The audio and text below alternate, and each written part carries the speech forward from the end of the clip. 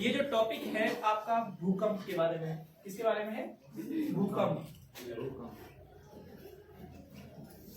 जो आपका भूकंप है उसके रिलेटेड कुछ एक इंपॉर्टेंट फैक्ट है जो आपको याद रखने हैं, आपके एग्जाम में को पूछे जाते हैं।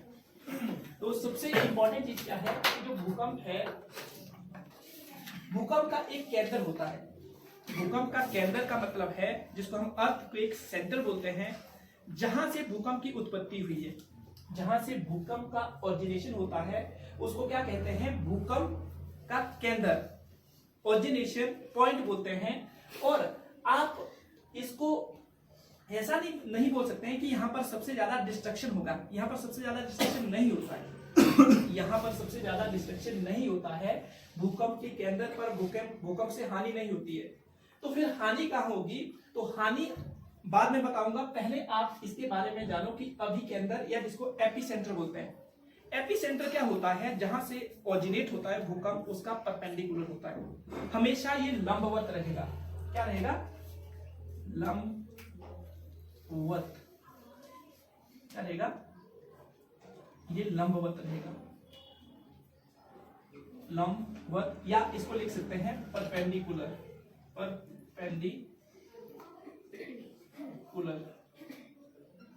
ये हमेशा ऐसे रहेगा। ये कितने डिग्री का एंगल बनाएगा? 90 डिग्री का एंगल बनाएगा। कितने डिग्री का? 90 डिग्री एंगल बनाएगा। नेक्स्ट पता चला?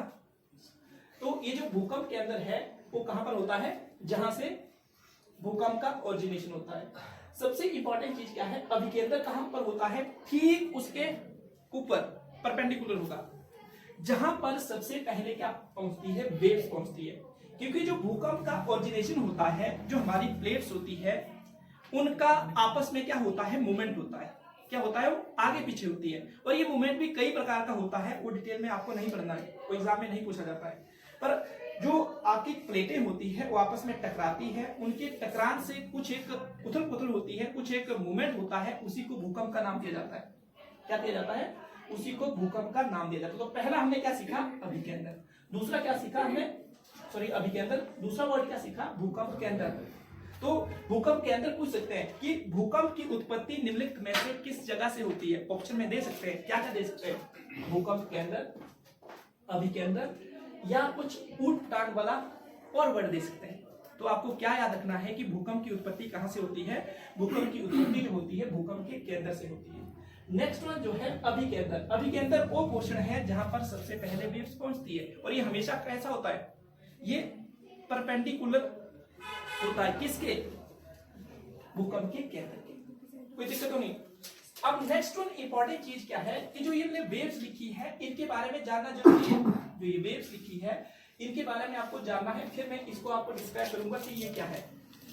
तो यहाँ पर आपके पास वेव्स है। जब भूकंप की उत्पत्ति होती है तो उस वक्त 3 टाइप की वेव्स भी जनरेट होती है। तो पहली वेव है पी वेव्स, जिसको मतलब क्या लिखते हैं? Primary wave. पहले तो आपको नाम पता करने हैं, प्राइमरी वेव, या हिंदी में इसको बोलेंगे प्राथमिक तरंगे। क्या बोलेंगे? प्राथमिक तरंगे।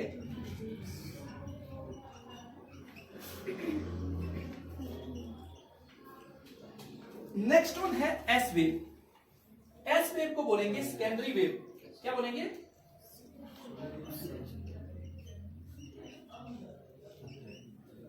सेकेंडरी वेव, या हिंदी में इसको कहेंगे द्वितीय तरंगे। क्या कहेंगे? द्वितीय तरंगे या द्वितीय तरंगे। और नेक्स्ट वन जो लास्ट वाला है इसको बोलेंगे लैंड वेव्स। क्या कहेंगे? Land waves. और इन्हीं को क्या कहेंगे? धरातलीय तरंगे या भूकंपीय तरंगे। क्या कहेंगे? धरातलीय तरंगे भी बोलते हैं इनको, भूकंपीय तरंगे भी बोलते हैं। तो आपको अच्छे से याद रखना है।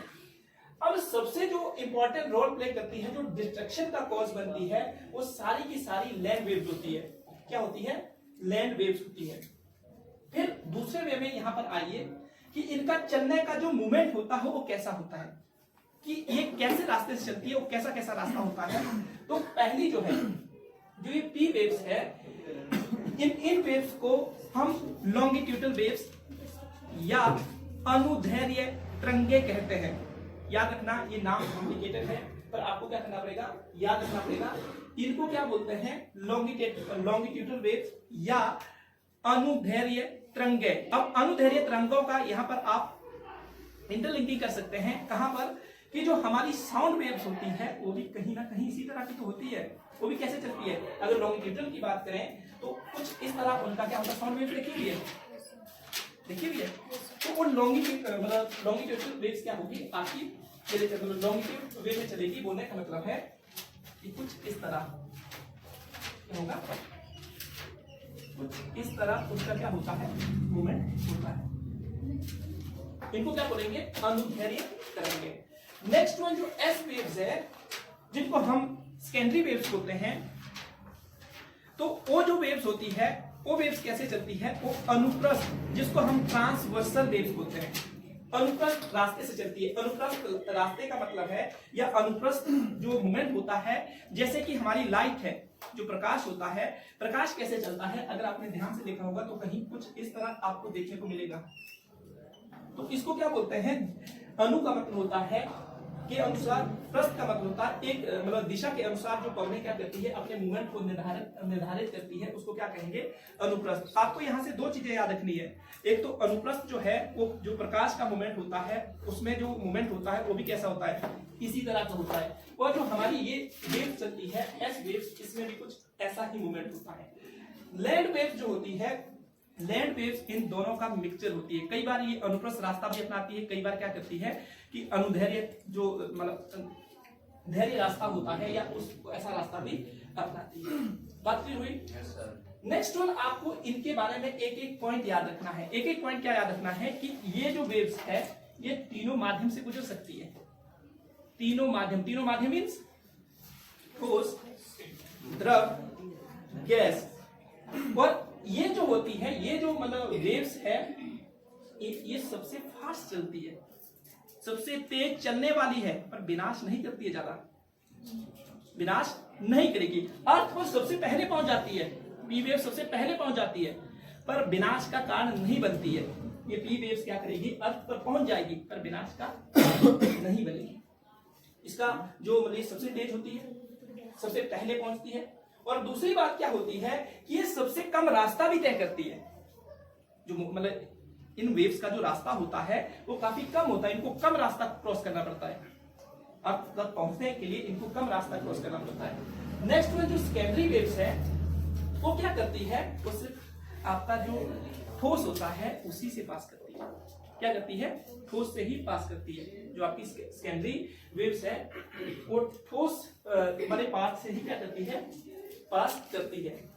और जो लैंड वेव्स होती है ये भी तीनों माध्यम से क्या कर सकती है, पास कर सकती है। और सबसे इंपॉर्टेंट चीज क्या है कि तीनों माध्यम से पास करने के बाद सबसे विनाशकारी होती है। इनका मतलब जो इनका क्या बोलते हैं, मूवमेंट ज्यादा नहीं होता है कि ये फास्ट मूवमेंट करेगी, पर ये सबसे ज्यादा विनाशकारी होती है। एक बात। दूसरी बात क्या होती है कि इन्हें सबसे लंबा रास्ता तय करना पड़ता है और ये सबसे लास्ट में अर्थ पर पहुंचती है। कहां पर पहुंचती है, सबसे लास्ट में अर्थ पर पहुंचती है। फिर अब हमें ये पता कैसे चलता है कि वेव्स का जो मूवमेंट है कितना है, ये वेव्स फास्ट चल रही है, ये वेव्स क्या चल रही है, स्लो चल रही है, ये वेव्स अंत में पहुंच रही है, ये वेव्स पहले पहुंच रही है, ये हमें कैसे पता चलता है। तो उसके लिए इंस्ट्रूमेंट है आपके सामने। पहला है सिस्मोग्राफ, दूसरा है रिक्टर स्केल, और एक मर्कली स्केल भी होता है, वो भी आपको याद रखना है। उससे भी भूकंप की इंटेंसिटी क्या बोलते हैं, तीव्रता होती है, उसको मेजर किया जाता है। सिस्मोग्राफ से क्या किया जाता है, जो ये वेव्स का मूवमेंट होता है उसको रिकॉर्ड किया जाता है। जो मूवमेंट होता है उसका रिकॉर्ड किया जाता है। और फिर क्या किया जाता है, जो ये रिएक्टर स्केल है या मर्कली स्केल है उसके माध्यम से पता लगाया जाता है कि कितनी फास्ट थी, कितना डिस्ट्रक्शन कर सकती थी। ये सारा का सारा किसके थ्रू पता लगाया जाता है, ये रिएक्टर स्केल या जो मर्करी स्केल होता है उसके थ्रू पता लगाया जाता है। तो यहां से आपके क्वेश्चन क्या बनते हैं, ढेर सारे क्वेश्चन बनते हैं जो आपको क्या करना है, अच्छे से याद रखना है। तो सबसे इंपॉर्टेंट चीज क्या है, हमने क्या किया, जो भूकंप है, भूकंप से रिलेटेड इंपॉर्टेंट इफेक्ट ये, और ये अगर आपको अच्छे लगे तो आप क्या कर सकते हैं, इसको लाइक, सब्सक्राइब और शेयर कर सकते हैं। धन्यवाद।